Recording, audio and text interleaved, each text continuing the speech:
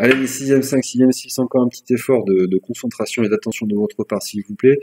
Donc je vais terminer le cours sur Rome et l'Empire.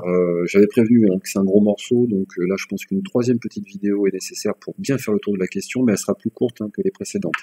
Alors, donc je reprends là où je m'étais arrêté à nouveau. C'est-à-dire donc notamment l'action de Constantin. Constantin qui est un personnage important, d'abord parce qu'il est donc le premier empereur à s'être converti au christianisme, mais Constantin est resté également célèbre parce que il a pris une décision tout aussi importante, et peut-être même plus importante encore, c'est qu'il a décidé de créer une deuxième capitale dans l'Empire, situé cette fois-ci en Orient, c'est-à-dire donc le côté est de l'Empire. La capitale d'origine c'est Rome bien évidemment, même si en réalité sur la fin de la période qui nous intéresse, les empereurs siégeront plutôt du côté de Ravenne, qui est en quelque sorte une seconde capitale pour la partie ouest. Mais ce qu'il faut retenir quand même surtout, c'est cette idée donc qu'il y a d'un côté l'Empire romain d'Occident, à l'ouest, donc ça c'est la partie à laquelle appartient la Gaule par exemple, et puis il y a aussi l'Empire romain d'Orient, donc situé à l'est, qui a donc pour capitale une ville qui d'abord a porté le nom de Byzance et qui ensuite va être rebaptisée Constantinople, puisqu'elle va porter le nom de l'empereur Constantin qu'il a choisi comme deuxième capitale. Ça correspond aujourd'hui à la ville d'Istanbul. Donc c'est une ville qui a la particularité d'avoir connu trois noms différents à travers l'histoire et à travers les époques. Alors pourquoi est-ce que Constantin a créé une deuxième capitale? Ben là, l'explication elle est assez simple. Je rappelle que l'Empire romain, c'est un empire qui est gigantesque et qui est devenu de plus en plus compliqué à administrer, en particulier parce que il y a des peuples barbares qui menacent les frontières de l'Empire. C'est beaucoup le cas en Germanie. C'est également une chose que montre très très bien le film Gladiator, dont je vais reparler un petit peu plus tard. C'est très compliqué pour l'Empire romain d'arriver à contrôler la situation. De ce point de vue, on peut dire que l'Empire romain est quand même un peu victime de son succès. C'est une sorte de colosse au pied d'argile, comme on dit parfois. C'est-à-dire que oui, il est très grand, mais au bout d'un moment, il a un peu de mal à se tenir sur ses deux jambes. Et c'est pour éviter le déséquilibre trop important entre la partie ouest et la partie est que Constantin va donc créer cette deuxième capitale. Ce qu'on peut noter d'ailleurs, c'est que après les invasions barbares du 5e siècle, c'est surtout l'Empire romain d'Occident en fait qui va s'effondrer, parce que quand on parle de l'effondrement de l'Empire romain, c'est surtout l'Empire romain d'Occident, donc à l'ouest, qui est concerné. La partie à l'est, donc l'Empire romain d'Orient, par contre va résister beaucoup mieux aux invasions barbares et va même tenir le choc pendant plusieurs siècles. S'il va s'effondrer à son tour, ce ne sera qu'au Moyen-Âge et pour des raisons différentes que vous verrez notamment l'année prochaine en 5e.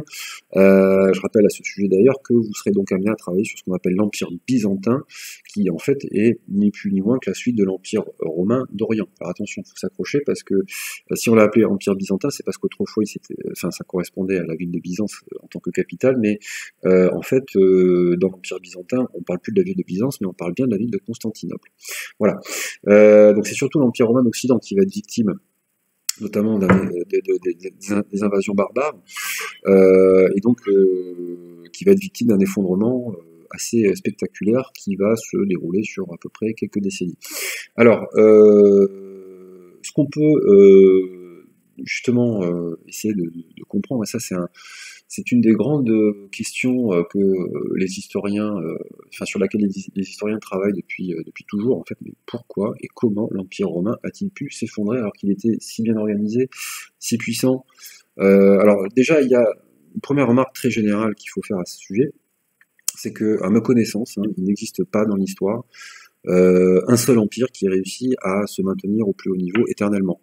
Généralement, ce qui se passe, c'est qu'un empire, ou en tout cas une puissance, une grande civilisation, on n'est pas obligé de forcément parler d'empire, mais en tout cas une grande puissance, une grande civilisation, elle n'est jamais éternelle. Elle connaît en général toujours trois grandes phases. Il y a une première phase qui est la phase de développement, ça correspond pour Rome à la première partie de notre cours.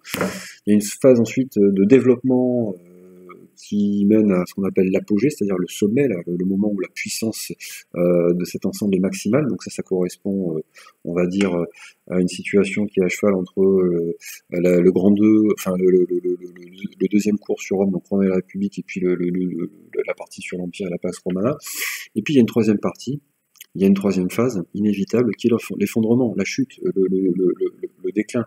Ça, c'est un phénomène qu'on a remarqué absolument tout le temps. Il n'y a pas un seul empire, il n'y a pas une seule grande puissance qui soit éternelle. Voilà.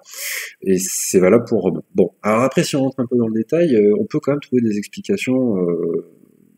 Il n'y en a pas qu'une seule à cet effondrement. Bon, il y en a une première que j'ai déjà eu l'occasion de citer. C'est le problème déjà pour la partie Empire romain d'Occident, c'est le problème des barbares germaniques en particulier qui sont particulièrement remuants. Alors ce qu'il faut quand même rappeler, c'est que attention, les Romains ont essayé de trouver des solutions pour contenir ces peuples qui étaient donc situés de l'autre côté de la frontière. De plusieurs manières. Bon, d'abord, ils leur ont fait la guerre, hein, c'est ce que montre très bien notamment la première scène que vous voyez dans Gladiator, qui est une scène de bataille très spectaculaire et très impressionnante et assez réaliste dans l'ensemble. Mais le problème, c'est que faire la guerre, ça coûte cher, et puis surtout, ça demande de pouvoir poster des troupes en permanence le long de la frontière. Donc ça, c'est clairement pas possible, quoi, pour Rome. Il y a une autre possibilité qui est de passer des accords avec certaines de ces tribus et en gros de les acheter pour qu'elles puissent faire à votre place le travail. C'est ce qui va se passer notamment beaucoup avec certaines tribus germaniques. Mais attention, toutes les tribus germaniques ne rentrent pas dans cette combine-là. Il y en a d'autres qui, elles, n'ont pas spécialement l'intention de servir Rome, mais qui par contre sont très intéressées par les richesses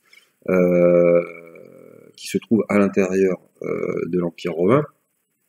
Et comme en plus ce sont des populations qui n'ont pas d'État à proprement parler, elles n'ont pas de grandes villes, ce sont généralement des tribus qui comptent plusieurs centaines de milliers d'habitants, enfin de gens, de membres, et qui se déplacent un petit peu comme ça au gré de leurs besoins. Elles sont très mobiles, donc c'est très difficile d'arriver à les contrôler, et donc elles sont très attirées par les richesses de l'Empire, donc elles vont harceler les frontières pendant des décennies, même des siècles. Puis à un moment donné, ça va craquer, mais ce qu'on se demande aujourd'hui, c'est est-ce que c'est la seule vraie raison de la chute de l'Empire romain? Non, il y a d'autres raisons qui permettent d'expliquer la chute de l'Empire romain, en tout cas pour la partie occidentale. Bon, il y a un deuxième problème qui est également évoqué dans Gladiator, qui est le problème politique. On a déjà eu l'occasion de le voir, Rome, c'est quand même un système et un régime politique où il y a beaucoup de corruption, où il y a beaucoup de complots, où il y a beaucoup de luttes d'influence pas très saines pour le contrôle du pouvoir. Donc au bout d'un moment, ça crée une espèce d'atmosphère qui est un peu décadente. Alors, bon, la décadence de Rome a souvent été, sur le plan politique, évoquée pour comprendre son effondrement. Faut pas non plus lui accorder une importance trop démesurée, mais c'est quand même un élément qui a pas facilité les choses lorsque la situation a commencé à se compliquer, notamment vis-à-vis des barbares, et peut-être aussi d'un autre problème sur lequel je vais revenir, et qui est une découverte historique plus récente pour comprendre cet effondrement. Ce qu'on peut noter aussi, c'est qu'il y a de fortes inégalités économiques qui commencent à se mettre en place. Pourquoi ? En fait, ce qui se passe, c'est que, si vous voulez, beaucoup de paysans romains sont ruinés par la concurrence des provinces, parce que les provinces ont tendance à pratiquer des tarifs qui sont beaucoup plus bas, donc ça crée une espèce de concurrence déloyale dont beaucoup de citoyens, notamment d'agriculteurs romains, sont victimes. Donc ça contribue pas non plus à faciliter la situation. Mais je pense que là, le moment est venu, et je vais terminer là-dessus, d'évoquer ce qui est peut-être la raison la plus importante, même si c'est pas la plus connue. Alors elle n'est pas la plus connue parce qu'elle est assez récente, hein, c'est une théorie qui commence à avoir un certain succès dans les milieux universitaires et chez les profs d'histoire. Alors tout seul, moi je l'aurais pas découvert, hein. C'est un de mes collègues du collège Jean Zay qui est agrégé et qui donc a quand même un certain niveau, hein. Ça, c'est pratique, hein, d'avoir des collègues agrégés ici, qui m'a mis un petit peu la puce à l'oreille à ce sujet, qui m'a parlé d'une théorie qui est quand même assez solide, hein, et qui, à mon avis, alors là je fais attention parce que bon, il faut toujours faire attention, hein, quand on fait de l'histoire, il faut pas raconter n'importe quoi, ça reste une théorie, mais c'est une théorie qui est quand même assez solide, qui à mon avis sera carrément enseignée et qui sera présente dans les manuels scolaires d'histoire d'ici quelques années, je pense. Donc je vous accorde entre guillemets le privilège de cette information.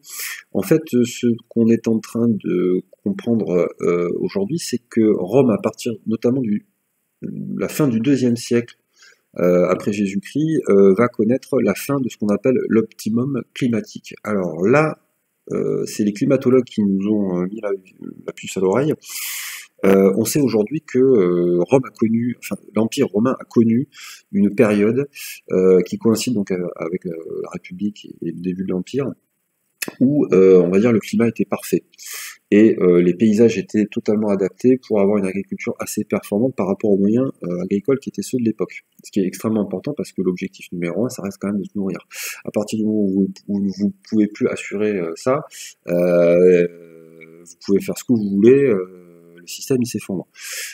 Cet optimum climatique, donc, il prend fin donc au IIIe siècle. Ça entraîne des changements de température assez importants. Et l'apparition de certains virus ou de certaines maladies.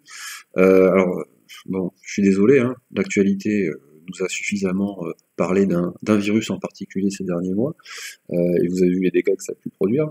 Dites-vous bien une chose, c'est qu'il est très très possible que Rome ait été également concerné par ce problème, et tout l'Empire d'une manière générale, avec donc apparition de maladies sous forme d'épidémies, quoi, qui ont fait vraiment des ravages, quoi, et qui ont manifestement affaibli beaucoup l'Empire, et donc ont contribué aussi à faire de cet empire donc une proie assez facile pour les peuples barbares. Voilà. Donc ça, c'est une explication, on va dire, plus récente, plus originale, qu'il faut prendre quand même avec quelques précautions, mais je tenais à l'évoquer. Voilà, j'en ai terminé pour cette partie sur l'Empire romain. Pour ceux que ça intéresse, mais c'est absolument pas une obligation, je vous propose une autre vidéo qui porte cette fois-ci sur cet excellent film Gladiator, que j'ai conseillé à ceux qui en avaient la possibilité de regarder, parce qu'il peut être très utile aussi pour mieux comprendre ce cours. Donc je vous dis à tout de suite pour ceux qui sont intéressés par l'analyse sur Gladiator. Pour les autres, bye bye.